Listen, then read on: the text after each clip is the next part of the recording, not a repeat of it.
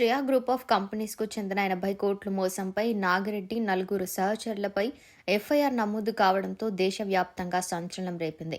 ఆరోపణలు ఎదుర్కొంటున్న వారిలో ముస్కాన్ గులిస్తాన్, బీరేంద్ర దుబే, ఏకే తివారీ, బజ్రేష్ కుమార్ ఉన్నారు. వీరు ప్రణాళికాబద్ధంగా ఆర్థిక కుంభకోణం జరిపినట్లు ఆరోపణలు ఉన్నాయి. శ్రేయ గ్రూప్ చైర్మన్ హేమంత్ కుమార్ రాయ్ వ్యక్తిగత ఖాతా నుంచి మోసపూరితంగా విత్డ్రా చేసినట్లు వెలుగులోకి వచ్చింది. శ్రేయ గ్రూప్ ఆఫ్ కంపెనీ నుంచి 80 కోట్లు మోసం చేసి బ్లాక్మెయిల్ చేసినందుకు నాగిరెడ్డి, అతని నలుగురు సహచరులపై ఎఫ్ఐఆర్ నమోదైంది. నిందితుల్లో ముస్కాన్ గులిస్తాన్, బీరేంద్ర దుబే, ఏకే తివారీ, బజ్రేష్ కుమార్ ఉన్నారు.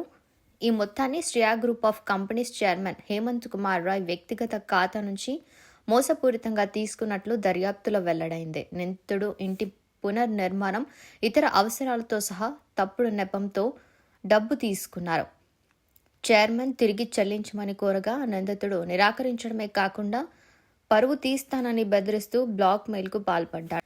అదనంగా నిధులు ఇవ్వాలని డిమాండ్ కూడా చేశారు. లక్నోలోని హజరత్గంజ్ పోలీస్ స్టేషన్లో దాఖలు చేసిన ఎఫ్ఐఆర్ ప్రకారం నిందితులు కంపెనీ నిధులను తయారు చేయడం, సందేహాస్పద మార్గాల్లో డబ్బు బదిలీ చేయడం, చివరికి దొంగలించిన ఆస్తులతో పారిపోవడం ద్వారా 80 కోట్లను ఎగ్గొట్టారు.